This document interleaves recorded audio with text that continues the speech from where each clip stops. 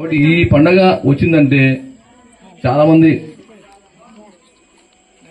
వాళ్ళ పేర్లొద్దు కానీ కొంతమంది ఈ పండగని విచ్ఛిన్నం చేసే ప్రయత్నం చేస్తారు. ఎందుకంటే మనం అందరం కలవకూడదు హిందువులం అని వాళ్ళ ఉద్దేశం అనమాట. ప్రతి సంవత్సరం పండగ వచ్చిందంటే ఏదో అడ్డంకి డీజే వద్దని 2 రోజులని 3 రోజులని రకరకాలుగా ఒకటి కాదు ఇక అసలు పండగ లేదని ఒకసారి చెప్పడం ఇలాగా. కాబట్టి దీన్ని అంతా మనం అర్థం చేసుకొని కలిసికట్టుగా ఉన్నాం కాబట్టి మనం ఈరోజు సాధించుకున్నాం. ఇప్పుడు 3 రోజులు పండగ అంటే ఒక రోజు పెట్టే వరకు మధ్యాహ్నం అవుతుంది, మరుసటి రోజు అయిపోతుంది. ఇంకా ఎల్లుండి పొద్దున అట్లా 3 రోజులు చేస్తే పండగ చేసిన కాదు, లక్షలు ఖర్చు పెట్టి పండగ చేస్తాం మనము. అట్లా చేయడం కరెక్ట్ కాదని 5 రోజులు చేయాలనే ఉద్దేశం చాలా ఏళ్ళ నుంచి అనుకుంటున్నాము. ఈసారి మనం అందరం కలిసికట్టుగా ఒకే మాట మీద ఉండి సాధించుకున్నాం.